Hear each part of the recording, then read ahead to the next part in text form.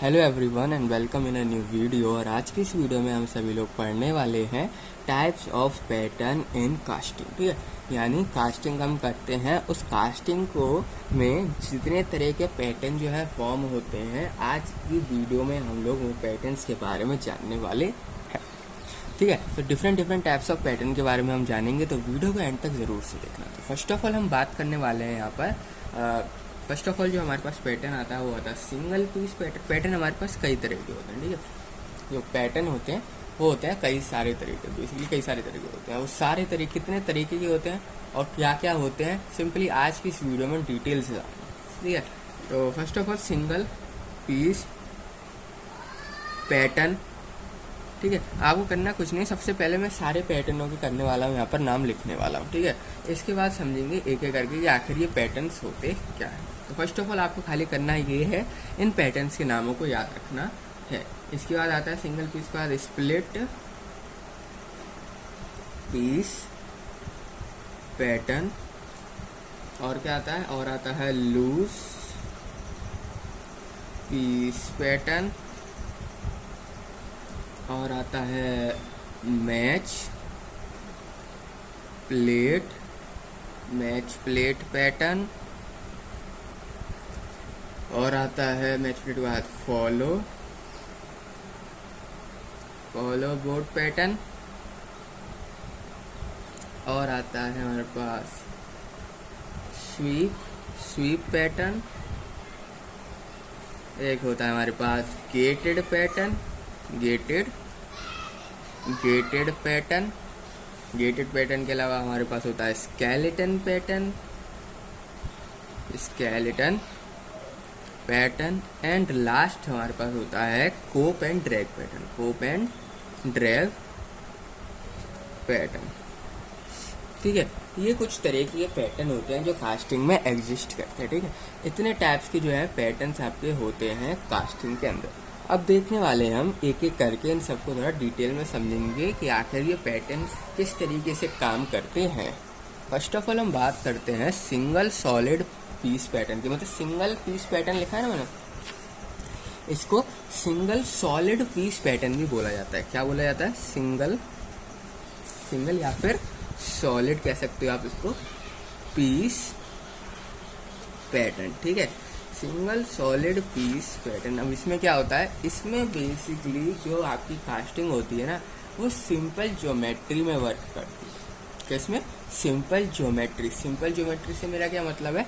Simple geometry से मेरा मतलब है यानी कि इसकी जो शेप होती है वो ज़्यादा कॉम्प्लेक्स नहीं होती है। आपकी जो शेप होती है मेटल की, वो क्या होती है, ज़्यादा कॉम्प्लेक्स नहीं होती है, सिंपल शेप रहती है। ठीक है, हम इसमें यूज करते हैं कास्टिंग के लिए, for casting having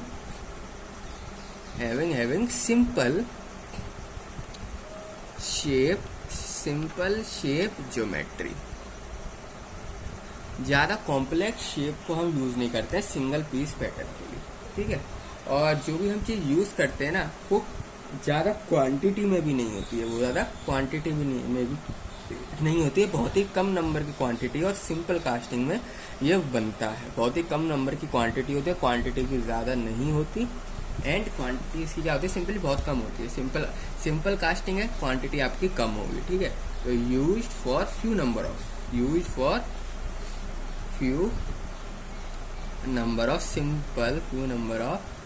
simple casting. ठीक है, मतलब few number of simple casting मेरा मतलब है सिंपल यहाँ पर कि सिंपल मतलब ज़्यादा प्रोडक्ट जो है वो नहीं फॉर्म होते हैं, बहुत ही कम प्रोडक्ट फॉर्म होते हैं।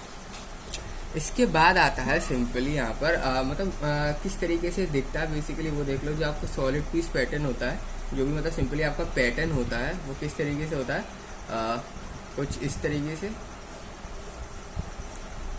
ये रहा हमारा पैटर्न, मतलब मोल्ड कैविटी, इसके अंदर हमारे पास सैंड भरी हुई है, इसके अंदर सैंड जो है आपकी भरी हुई है। ये इस तरीके से कुछ आपका पैटर्न रहता है। पैटर्न बहुत ज़्यादा सिंपल रहता है। ठीक है, कुछ इस तरीके का आपका जो है पैटर्न यहाँ पर फॉर्म होता है। पैटर्न आप देख सकते हो बहुत ही ज़्यादा सिंपल है। इसके अंदर क्या भरा हुआ है, सैंड भरा हुआ है। ठीक है। पूरे इसमें क्या है, सैंड फॉर्म रहता है, सैंड जो है इसमें पहले से यहाँ पर रहता है। इस तरीके से जो है आपका सॉलिड पीस पैटर्न है, मतलब सिंपली सॉलिड इस तरीके से आपका देखता है। ठीक है, ये क्या आपका सॉलिड पीस पैटर्न। ठीक है, अब इसके बाद क्या आता है, इसके बाद आता है बेसिकली इसको थोड़ा सा बाहर निकाल के समझ लेते हैं कि ये है क्या। कुछ ना आपका प्रोडक्ट इस तरीके से होता है, इस तरीके से। ठीक है, अब फर्स्ट ऑफ ऑल इसको कहते हैं इनकोप। इसको हम क्या कहते हैं, इनकोप। ये जो देख रहे हो ना आपके पहाड़ जैसा, इसको कहते हैं बेसिकली इनकोप।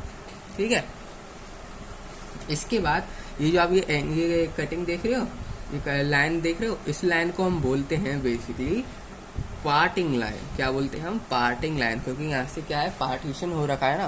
क्या हो रखा है, पार्टीशन, एक ऊपर प्रोडक्ट एक प्रोडक्ट नीचे, यानी एक तरीके से यहाँ पर क्या हो रखा है, पार्टीशन हो रखा है, इसलिए इसको बोला जाता है पार्टिंग लाइन। क्या बोला जाता है, पार्टिंग लाइन। और इसको बोला जाता है इन ड्रैग। इसको क्या बोला जाता है, इन ड्रैग बोला जाता है। और ये जो इसको ये मान लो, इसमें सिंपली कुछ नहीं है, ये आपका कुछ नहीं है, मतलब सिंपली आप समझ सकते हो ये जो ए वाला पैटर्न है, यह है सॉलिड पीस वाला, जब जो आपका पीस होता है वो सिंपली मोल्ड कैविटी के अंदर होता है, ये बाहर निकल के आ जाता है तो ऊपर। ठीक है, इसमें सिंपली मैंने ये शो किया है कि कोप क्या है, ड्रैग क्या है, कोप क्या है एंड ड्रैग क्या है। ठीक है, दोनों मतलब आप सभी लोगों को यहाँ पर पता चल गया होगा। ये आपका सिंपली सिंगल सॉलिड पीस का एग्जांपल है, जिसमें आपको जो एकदम सिंपल सॉलिड है मोल्ड कैविटी के अंदर फिक्स है, एकदम सिंपल सॉलिड मोल्ड कैविटी के अंदर फिक्स है। इसके बाद अगला था हमारा स्प्लिट पैटर्न। क्या था, स्प्लिट, या फिर इसको बोला जाता है और भी आप नाम दो तो इसको मल्टी पीस पैटर्न भी बोलते हैं। क्या बोलते हैं, मल्टी पीस पैटर्न। ठीक है, स्प्लिट बोल दो, स्प्लिट पीस पैटर्न बोल दो, या फिर मल्टी पीस पैटर्न बोल दो, आप दोनों में से कुछ भी बोल सकते हैं।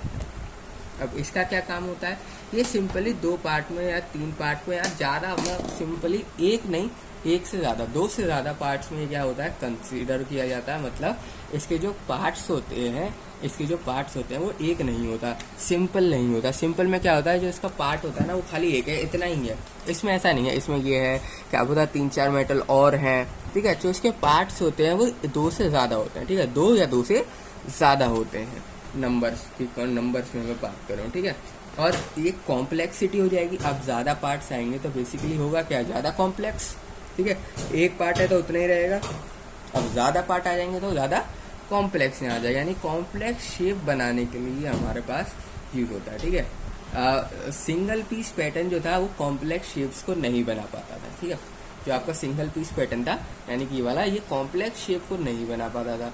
पर आपका जो मल्टी पीस पैटर्न होता है ना, ये कॉम्प्लेक्स से कॉम्प्लेक्स शेप को बड़े ही आसानी से यहाँ पर फॉर्म कर सकता। ठीक है, कॉम्प्लेक्स से कॉम्प्लेक्स को बड़े ही आसानी से फॉर्म कर सकता है। First of all it consist of 2 बोल दो, या फिर 3 या फिर और मोर, कितने भी, more number of pieces, because due to complexity of shape या फिर geometry, it is not possible to make in single piece. क्योंकि इसमें कॉम्प्लेक्सिटी क्या होती है, ज़्यादा हो जाती है।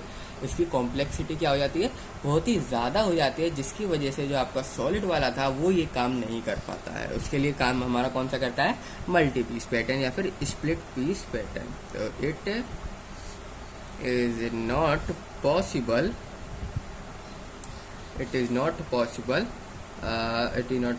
इन टू मेक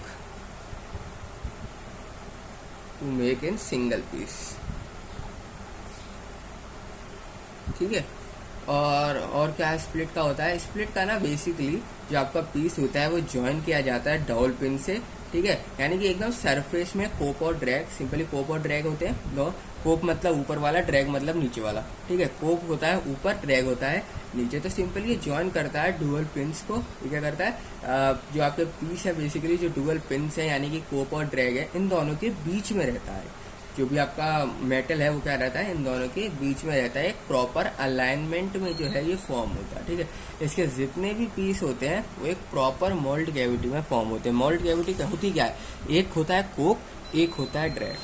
मोल्ड कैविटी में क्या होता है, एक होता है कोप, एक होता है ड्रैग। जो कोप होता है वो लगता है ऊपर, कोप और ड्रैग मतलब एक ढक्कन मान सकते हो आप, ऊपर एक ढक्कन नीचे एक ढक्कन।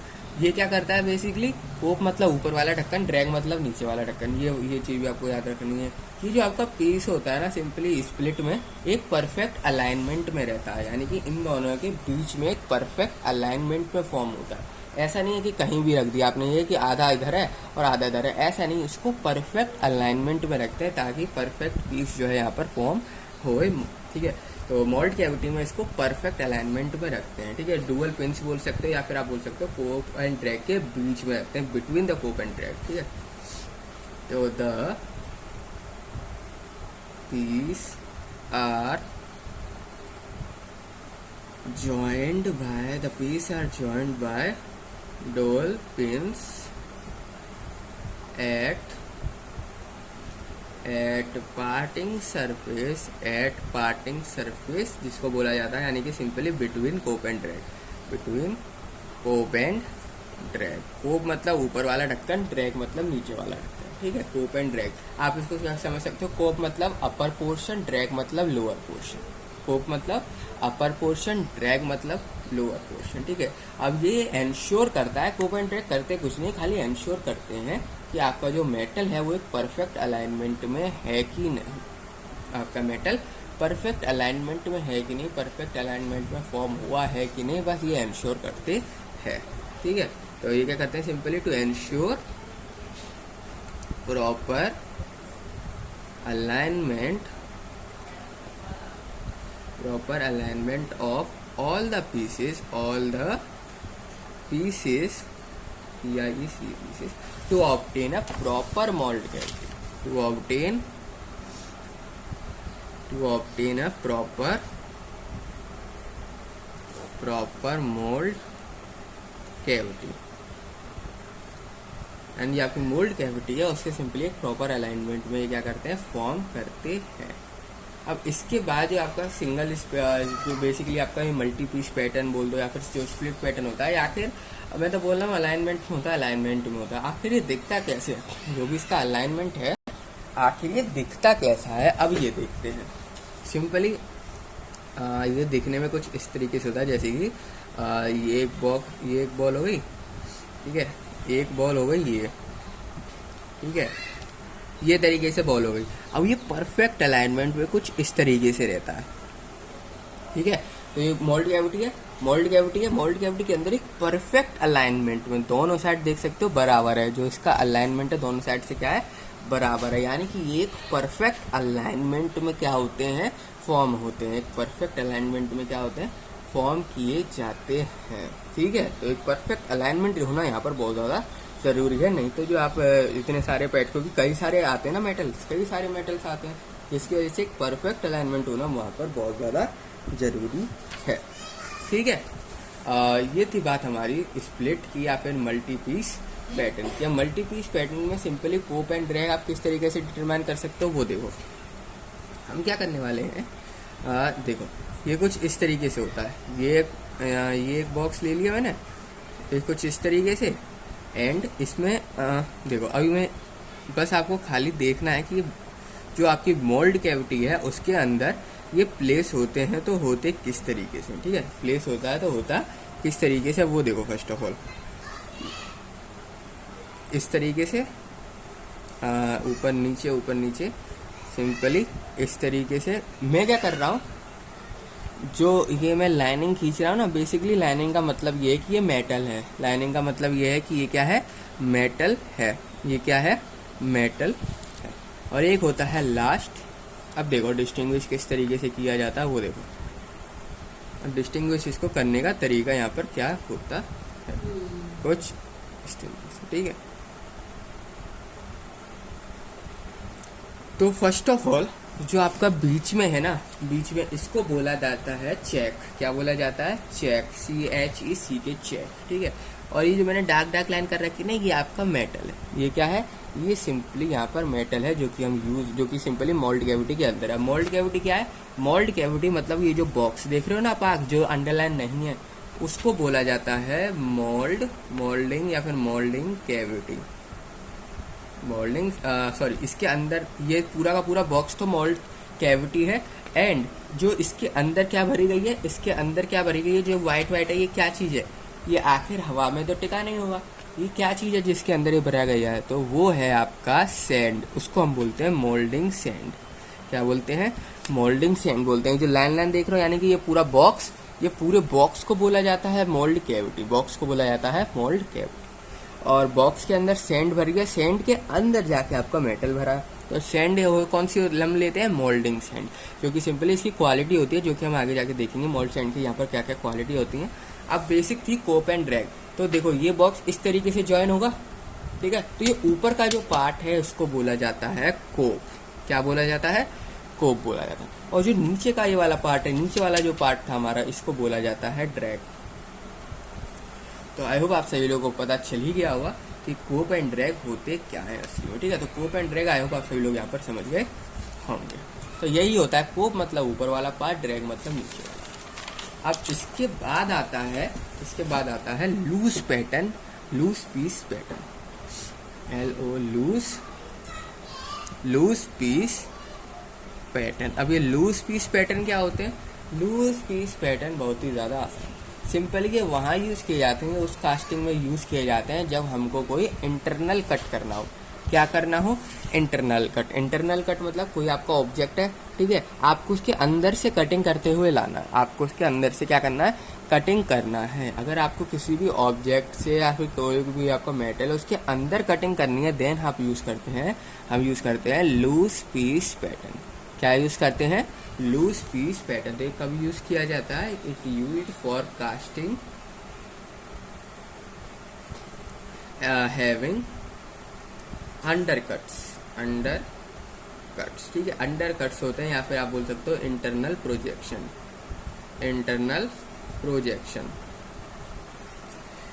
क्या कहते हैं इसको? इंटरनल प्रोजेक्शन बोल दो, या फिर बोल दो आप अंडरकट्स प्रोजेक्शन, ठीक है। और कहाँ यूज़ किया जाता है? जो ये सारे प्रोजेक्शन होते हैं ना, ये सिंपली लूज पीस में होते हैं। किस में होते हैं? Loose piece. अगर आपका जो पैटर्न है, जो भी आपका पीस है, अगर वो टाइट है, एकदम टाइट है, उसकी जो पावर है, जो स्ट्रेंथ है, वो बिल्कुल बहुत ज़्यादा है, टाइट है वो बिल्कुल, तो आप क्या उसमें कट लगा सकते हो? नहीं लगा पाओगे। तो जो आपका पैटर्न होता है, जो भी आपका प्रोजेक्शन होता है, वो क्या होना चाहिए? लूज पीस होना चाहिए, जब भी आपका प्रोजेक्शन जो है यहाँ पर लगेगा। इंटरनल कट्स जब भी आपके फॉर्म होंगे। अगर आपका जो पीस है वो इतना स्ट्रॉन्ग है कि कट लग ही नहीं पा रहा, देन कहाँ से लग जाएगा? देन कट तो आपका लग ही नहीं सकता। तो यानी कि जो आपका बेसिकली प्रोजेक्शन है वो क्या होना चाहिए? Projection are made in the form of loose piece, in the form of loose piece, in the form of loose piece, ठीक है। लूज पीस के फॉर्म में जो है आपके पैटर्न के प्रोजेक्शन होने चाहिए। जिस तरीके से देखो, एग्जांपल देखो, ये आपका एक मोल्ड कैविटी, ठीक है। आपका पैटर्न कुछ इस तरीके से है, आपका पैटर्न कुछ इस तरीके से आपका पैटर्न यहाँ पर फॉर्म हो रहा है। आधा ऊपर होता है, बाकी कहाँ होता है? नीचे की साइड। कुछ इस तरीके से आपका एक पैटर्न कहाँ होगा? ऊपर की साइड, एंड एक होगा आपका नीचे की साइड। इस तरीके से ये लूज पीस होना चाहिए। फर्स्ट ऑफ ऑल जो आपका ये चीज़ है ना, ये चीज़ जो आपका जॉइंट कर रही है, बेसिकली ये चीज़ आपकी लूज पीस है। क्या है ये? लूज पीस, ठीक है। ये क्या है? आपकी लूज पीस। अब लूज पीस जो होती है ना, सिंपली ये मोल्ड पैटर्न में रिमूव कर दी जाती है। जो आपकी ये लूज पीस होती है, ये क्या कर दिया जाता है? जैसे कि मेरे को इसको कट करना है, मेरे को इसको लूज पीस बनाना है, हटाना है इसको, तो सिंपली ये जो है ना आपका इंटरनल कट से अंदर जाएगा, कट करेगा इसको, एंड देन इसको रिमूव कर देगा। देन इसको क्या कर देगा? रिमूव कर देगा। इस मोल्ड को यहाँ पर रिमूव कर देगा, ठीक है। जो आपका ये लूज पीस है, ये लेफ्ट हो जाता है, बच जाता है आफ्टर आफ्टर रिमूविंग। ठीक है, सब रिमूव हो जाएगा लेकिन ये नहीं रिमूव होगा, जो आपका लूज पीस है ये वहीं का वहीं अटका रहेगा, जिससे क्या है ना, आप ऑब्जेक्ट को बाहर निकाल लोगे और ये चीज़ उसमें ऑब्जेक्ट से क्या हो जाएगी, अलग हो जाएगी, रिमूव हो जाएगी। ठीक है, ठीक है, रिमूव हो जाएगी बेसिकली ये। तो यही होता है आपका लूज पीस पैटर्न। अब ये कैसे कैसे पैटर्न बनते हैं इससे, जैसे कि इससे कैसे कैसे पैटर्न बनते हैं, जैसे कि अगर कोई इस टाइप की चेयर है, देखो समझने की कोशिश करना है यहाँ पर। तो एक ये चेयर है सिंपली। अब मेरे को इस तरीके से गेट बनाना है, इस तरीके से गेट बनाना है यहाँ से, यानी कि इतना पोर्शन मेरे को रिमूव करना है, देन मैं इस प्रोसेस का यूज़ करूँगा, इससे क्या होगा, इतना पोर्शन जो है बेसिकली ये रिमूव हो जाएगा, एक गेट यहाँ पर बन जाएगा। अब ये रिमूव कब होगा, ये रिमूव होगा लूज पीस पैटर्न से, जब हम इंटरनल प्रोजेक्शन करते हैं, यानी अंदर कट्स लगाते हैं, जब हम मोल्ड मेटल के अंदर जो है यहाँ पर कटिंग वगैरह करते हैं, देन जब जाके ये फॉर्म होता है, रिमूव होता है। ठीक है, अब ये रिमूव हो जाएगा तो खाली कुछ इस तरीके से ये जो आपका ये रिमूव होने के बाद कुछ इस तरीके से जो है आपका मेटल फॉर्म होगा, कुछ इस तरीके से मेटल का है आपका फॉर्म होगा, यानी कि ये सारे जो पार्ट था इसके बीच का, ये जो दरवाजा था सिंपली, ये क्या हो गया, रिमूव हो गया। ठीक है, ये क्या हो गया, रिमूव हो गया। तो इसके लिए आपका simply loose piece pattern use किया जाता। ठीक है, अब इसके बाद आता है आपका मैच प्लेट पैटर्न। क्या आता है आपका, मैच प्लेट पैटर्न। अब ये मैच प्लेट पैटर्न क्या होता है, मैच प्लेट पैटर्न बहुत ही ज्यादा आसान है। इसमें क्या होती है, प्लेट्स होती हैं जो कि सपोर्ट करती हैं आपके पैटर्न को। इसमें क्या होता है, प्लेट्स होती हैं, कुछ प्लेट होती हैं जो कि सपोर्ट करती हैं आपके पैटर्न को। ठीक है, इसमें क्या होता है, first of all there is a plate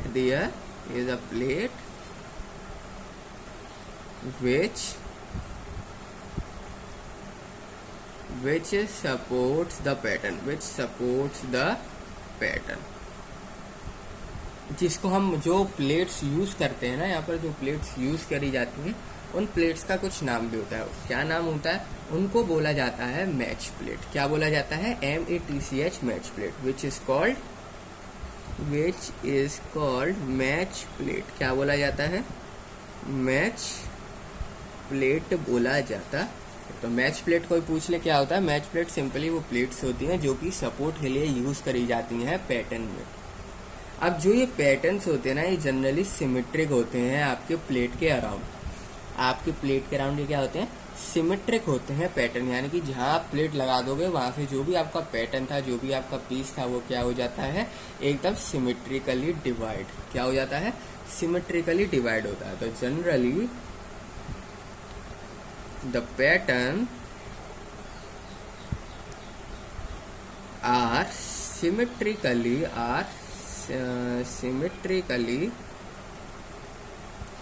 about the plate। ठीक है, ये क्या होते हैं, सिमेट्रिकल होते हैं आपके प्लेट के अराउंड।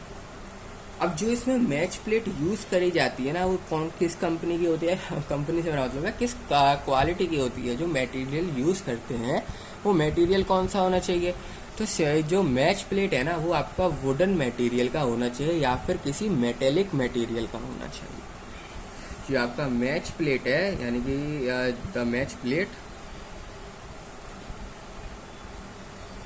मे बी वुडन, या तो वुडन हो नहीं तो मेटेलिक होनी चाहिए, या तो वुडन होनी चाहिए नहीं तो या तो मेटेलिक होनी चाहिए।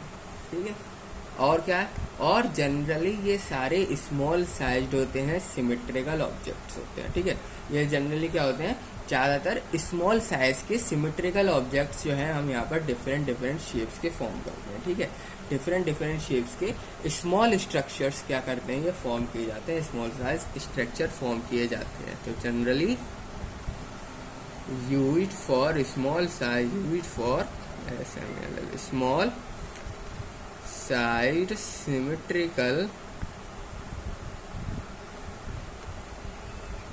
symmetrical object of different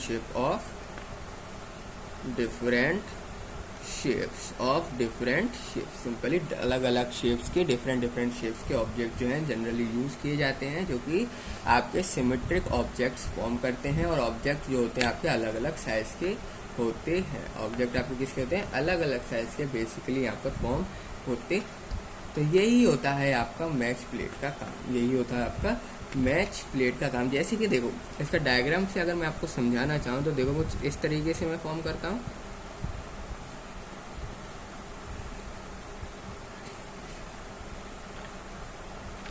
ये देखो, अब मैच प्लेट क्या होती है? सिंपली इसके बीच में से होती हुई जाती है। मैच प्लेट क्या होती है? इसके बीच में से सिमेट्रिकली, याद रखना आपको ऑब्जेक्ट जो है वो सिमेट्रिकल होना चाहिए, जब भी आपका मैच प्लेट जो है बराबर काम करती है। तो यहाँ पर आप देख सकते हो सिमेट्रिकली गया है, सिमेट्रिकली गया है। यहाँ पर लगाते हैं रनर, और ये सिंपली कुछ नहीं है, ये आपके पैटर्न है। ये क्या है? आपके पैटर्न है। अब पैटर्न मैंने यहाँ पे लिखा ना, generally use small size symmetrical object. छोटे छोटे ऑब्जेक्ट्स हैं, स्मॉल साइज है, एंड देख सकते हो ये सिमेट्रिकल है। जैसे मैंने यहाँ पर ये क्या है? मैच प्लेट यहाँ लिख देता हूँ। मैच प्लेट, जो आपकी मैच प्लेट होती है बेसिकली सिमेट्रिकल ऑब्जेक्ट्स पे यहाँ पर वर्क करती है। तो इस तरीके से आपने अपनी मैच प्लेट कर दी, जिससे क्या होगा? ये ऑब्जेक्ट जो है यहाँ पर फॉर्म हो जाएंगे, ऑब्जेक्ट यहाँ पर फॉर्म हो जाएंगे। तो यही था आपका काम मैच प्लेट का। सिंपली क्या करता है? ये डिफरेंट स्मॉल ऑब्जेक्ट्स में यूज़ किया जाता है। जो मैच प्लेट है वो बेसिकली वुडन मेटेलिक के नीचे ये यूज़ किए जाते हैं जनरली सिमेट्रिक्स के लिए, ठीक है, सिमेट्रिसिटी के लिए यूज़ किया जाता है मैच प्लेट पैटर्न। अब मैच प्लेट पैटर्न के बाद आता है फॉलोड बोर्ड पैटर्न। क्या आता है? Follow board pattern. क्या होता है? Follow board pattern. अब ये फॉलो बोर्ड पैटर्न क्या होता है? फॉलो बोर्ड पैटर्न जो है वीक स्ट्रक्चर के लिए यूज किया जाता है, ठीक है। तो ये यूज किया जाता है वीक स्ट्रक्चर के लिए, वीक स्ट्रक्चर पैटर्न्स के लिए आपका यूज किया जाता है फॉलो बोर्ड पैटर्न। क्या यूज किया जाता है? Follow board pattern. तो यहाँ पर लिख सकते हैं आप used for weak structure of pattern, ठीक है, used for weak structure of pattern. तो ये वीक स्ट्रक्चर के लिए जो कि क्या है यूज किए जाते हैं, जब आपका जो स्ट्रक्चर होता है वो बेसिकली होता है वीक, ठीक है। और जो इसका सपोर्ट पैटर्न होता है ना, वो फॉलो बोर्ड, मतलब जो भी आपका सपोर्ट पैटर्न होता है वो फॉलो बोर्ड को यहाँ पर यूज करता है। जो कि जो है फॉलो बोर्ड क्या है? जो कि मतलब एक आप समझ सकते हो एक पीस होता है, सिंपली एक बोर्ड होता है जो कि सैंड से बना हुआ होता है, उसका यूज किया जाता है, ठीक है, उसका यूज किया जाता है। तो to support the pattern,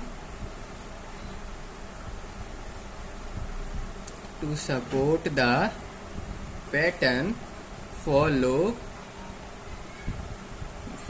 board is used, which is generally made up of sand, which is generally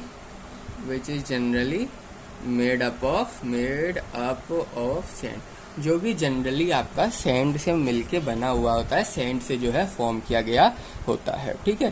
तो सिंपल है, यहाँ पर आपका जो सपोर्ट पैटर्न होता है वो फॉलो बोर्ड को यूज करता है। फॉलो बोर्ड क्या होता है?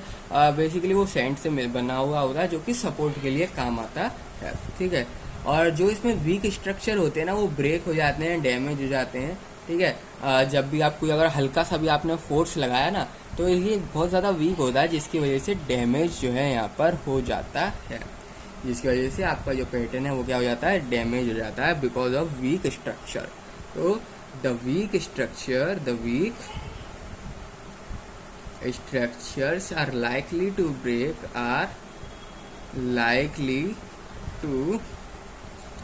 break or get damaged, break or get damage under the application of remaining forces, under the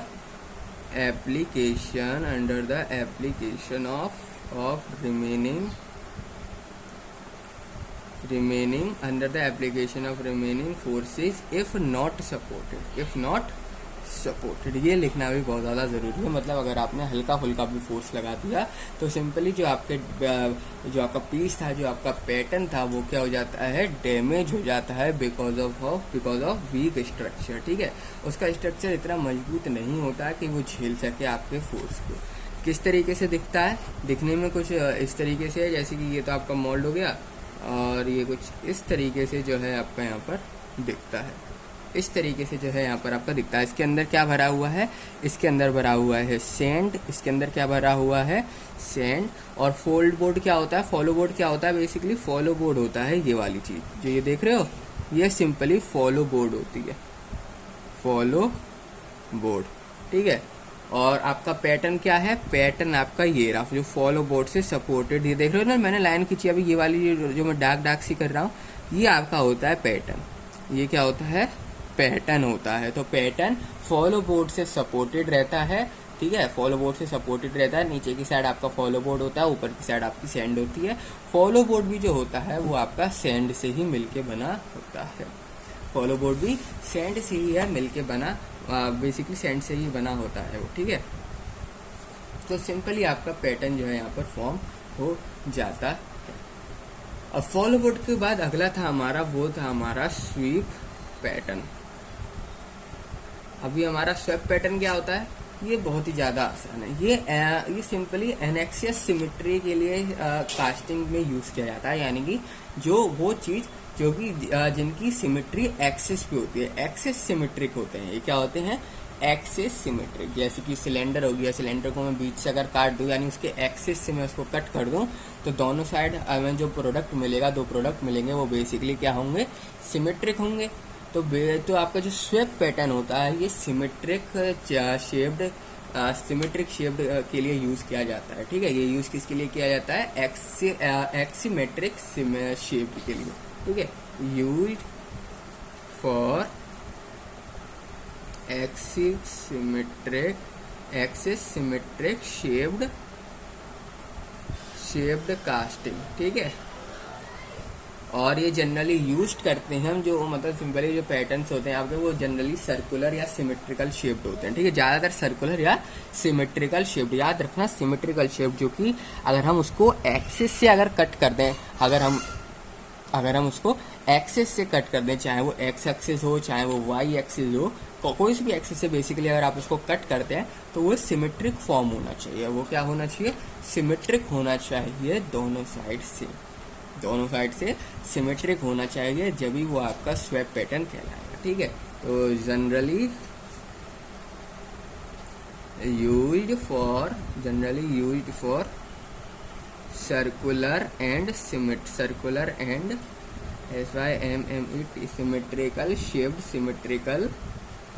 shaped. ठीक है, एग्जाम्पल में लिख सकते हो आप, जैसे कि हो गया आपका कोन, हो गया आपका, हो गया सिलेंडर आपका, हो गया, मतलब सिंपली ऐसे समझ। और याद रखना, जो भी शेप आप यूज करोगे ना, वो थोड़े से बड़े होने चाहिए, यानी कि उनका जो शेप है वो क्या होना चाहिए, लार्ज शेप होने चाहिए, ऐसे चिपी। ठीक है, लार्ज शेप होने चाहिए, उनका जो शेप हो बेसिकली वो थोड़ा सा नॉर्मल पैटर्न से इंक्रीज होना चाहिए, बड़ा होना चाहिए, छोटा नहीं होना चाहिए। और क्या होना चाहिए, एक्सिस सिमेट्रिक होने चाहिए, यानी कि जो कि सिंपली सर्कुलर और सिमेट्रिक होने चाहिए।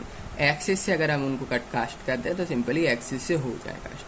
जैसे कि मतलब किस तरीके से, एक डायग्राम मैं आपको यहाँ पर बना के दिखा देता हूँ। जैसे कि ये रहा हमारा, और कुछ इस तरीके से एक डायग्राम लेते हैं, और कुछ इस तरीके से।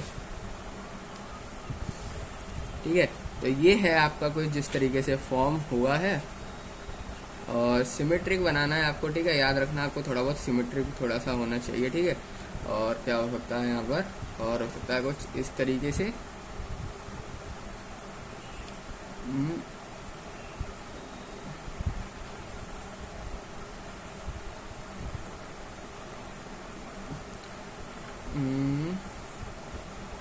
यहाँ पर हुक लगाने का, जो जिससे ये बंधा हुआ है बेसिकली। ठीक है, ये आपका हुक हो गया, ये आपका हुक हो गया। तो ये चीज होती है। अब देखो, इसको मैं एक्सिस के अलोंग यहाँ पर क्या कर सकता हूँ, कास्ट कर सकता हूँ। ऐसे सब्सटेंस होने चाहिए जिसको मैं उसके एक्सेस के अलोंग यहाँ पर क्या कर सकूँ, कास्ट कर सकूँ। तो ये चीज़ देख रहे हो ना जो मैं अभी लाइन से खींच रहा हूँ, इसको बोला जाता है स्वीप।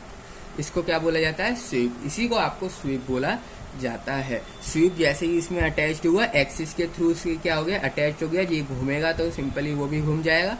एक्सेस के थ्रू बेसिकली यहाँ पर क्या हो गया, अटैच। ये क्या चीज़ है, ये है आपका सिंपली पोस्ट, और ये क्या है, ये है आपकी कैविटी। और ये सब तो जो भी इसके अंदर भर रखा है वो तो सैंड है ही है। इसके अंदर क्या है, सैंड। तो आप यहाँ पर देख सकते हो एक सिमेट्रिक ऑब्जेक्ट को उसमें स्वीप लगाने पे क्या करते हैं, वो एकदम सिमेट्रिक ऑब्जेक्ट जो कि एक्सिस के अलोंग क्या हो जाए, यहाँ पर कास्ट हो जाए, ऐसे ऑब्जेक्ट यूज किए जाते हैं। ऑब्जेक्ट देख सकते हो एकदम सिमेट्रिक है। और ये बाहर का तो सिंपली सैंड है, ठीक है, बाहर का तो आपका क्या है, यहाँ पर सैंड यूज किया गया, ठीक है। तो सैंड से तो हमको कोई मतलब नहीं, हमको तो मतलब किससे, ऑब्जेक्ट से। ऑब्जेक्ट देख सकते हो सिमेट्रिक है, ठीक है। और ये सिंपली जो सैंड यूज करी जाती है, आप ग्रीन सैंड, ठीक है।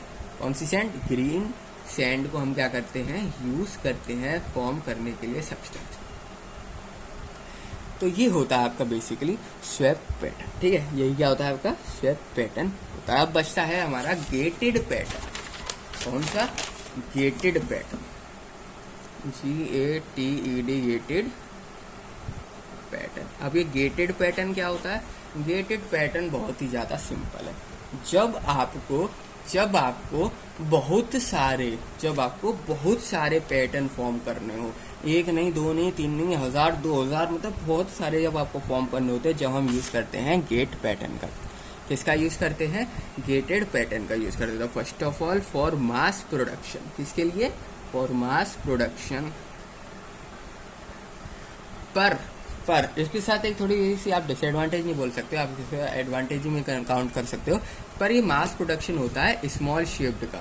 याद रखना, आपका जो पैटर्न है वो ज़्यादा बड़ा नहीं होना चाहिए। पैटर्न आपका ज़्यादा बड़ा जो है यहाँ पर बेसिकली फॉर्म नहीं होता। पैटर्न बहुत ही स्मॉल पैटर्न फॉर्म होते हैं, जैसे छोटे मोटे खिलौने नहीं होते बच्चों के, उस टाइप से फॉर्म होते हैं यहाँ पर पैटर्न। यानी मास प्रोडक्शन तो होता है, पर जो प्रोडक्शन होता है बेसिकली, जो पैटर्न फॉर्म होता है वो बहुत ज़्यादा छोटे होते हैं। Mass production of small shaped casting, mass production of small shaped casting use की जाती है, ठीक है। और मास प्रोडक्शन होता है ना, जिसकी वजह से ये थोड़ा सा टाइम बचाता है, इट सेव्स टाइम। अब देखो, छोटी मोटी चीजें बनानी है तो हम और पैटर्नों से भी बना सकते हैं, आपको बना सकते हैं, पर उसमें टाइम बहुत ज्यादा लगता है, इसमें छोटी छोटी चीजें बहुत सारी भी बना सकते हो आप, और टाइम भी कम लगता है। आप गेटेड पैटर्न से अगर थोड़ी सी मास प्रोडक्शन नहीं करोगे, कम प्रोडक्शन करोगे, तो आपको लॉस जो है यहाँ पर फेस करना पड़ेगा। आपको लॉस क्या करना पड़ेगा, फेस करना पड़ेगा। ये होता ही है मास प्रोडक्शन को फॉर्म करने के लिए। और ये क्या करता है, सिंपली जो आपका वेस्ट होता है ना, रॉ मटेरियल से जो वेस्ट निकलता है वो बेसिकली रिड्यूस कर देता है। क्या कर देता है, रिड्यूस, जिसकी वजह से जो आपकी कॉस्ट होती है ना, बनाने की जो कॉस्ट आती है वो भी अपने आप रिड्यूस हो जाती है। जो भी आपने पैटर्न बनाया, ठीक है, पैटर्न हमारे पास फॉर्म हो गया, रॉ मटेरियल जो था हमने यूज कर लिया। अब रॉ मटेरियल जब हम बाकी किसी पैटर्न से बनाने की कोशिश करेंगे ना, तो वेस्ट बहुत ज़्यादा निकलता है। तो अब वेस्ट ही बहुत ज़्यादा निकल रहा है, तो इसका मतलब हो गया कि यानी पैसा बहुत ज़्यादा खर्च होगा, बहुत ज़्यादा रॉ मटेरियल लाना पड़ेगा।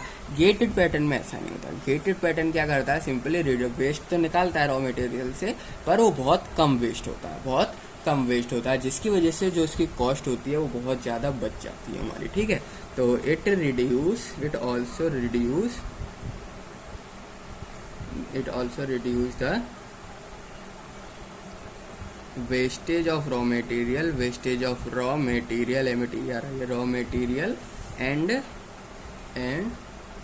And reduces overall cost of casting, ठीक है। रिड्यूस कर देता है ये ओवरऑल कॉस्ट जो भी कास्टिंग की आपकी लगने वाली होती है। अब इसका जो डायग्राम है वो किस तरीके से होता है, डायग्राम इसका बड़ा ही सिंपल, छोटे छोटे ऑब्जेक्ट लेने, ठीक है। तो ये डायग्राम का बड़ा ही सिंपल सा है, देखो कुछ इस तरीके से मैं बना देता हूँ। मतलब पैटर्न तो कोई भी फॉर्म हो सकता है ना, छोटा कोई भी ऑब्जेक्ट हो, मैं थोड़ा सा इस तरीके से बना रहा हूँ, ठीक है।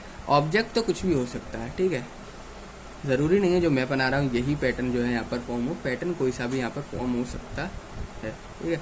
कुछ इस तरीके से देख सकते हो, जिसमें मैंने क्या किया, मास प्रोडक्शन को यहाँ पर शो भी कर दिया, ठीक है, मास प्रोडक्शन को यहाँ पर शो कर दिया। देख सकते हैं 1 2 3 4, यानी कि फर्स्ट ऑफ ऑल हमारा पॉइंट क्लियर हो गया कि ये मास प्रोडक्शन के लिए यूज़ किया जाता है, small shaped casting and mass production. Shape भी देख सकते हैं स्मॉल है। ये बेसिकली हो गया रनर, RUNNER रनर, ये हो गया आपका गेट, और ये बेसिकली हो गया आपके पैटर्न, ठीक है, ये TTERN पैटर्न। तो ये सारी चीज़ें होती है बेसिकली, ठीक है। आपने यहाँ पर देख सकते हो कि किस तरीके से मास प्रोडक्शन जो है यहाँ पर फॉर्म हो रहा है, मास प्रोडक्शन जो है कितना सारा फॉर्म हो रहा है।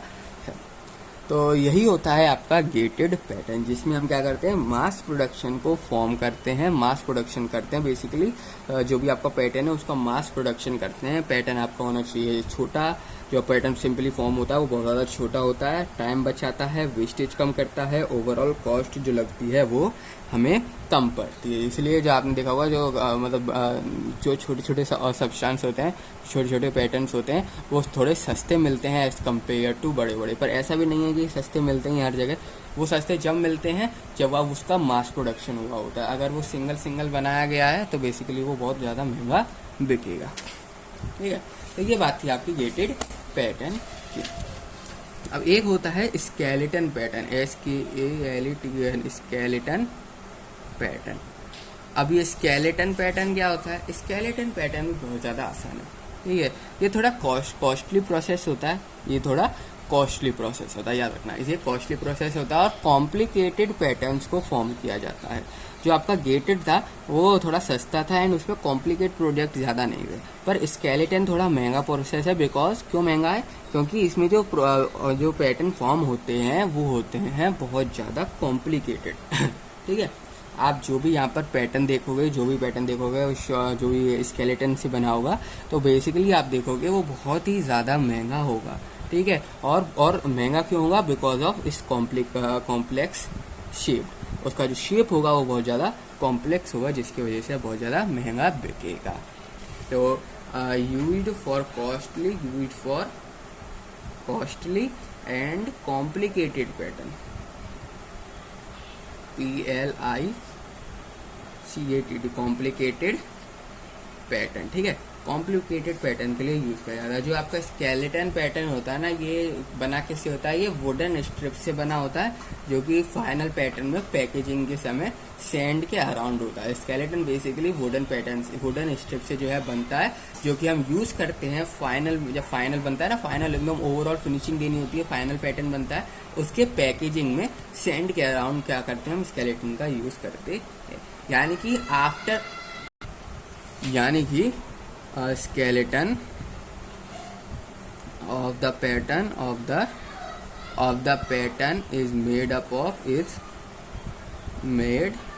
made by wood। ये किससे बना होता है? वुड स्ट्रिप से जो है बना होता है। which is कब यूज किया जाता है? जो कि कहाँ यूज किया जाता है? which is used to make the final pattern by packing sand around the skeleton,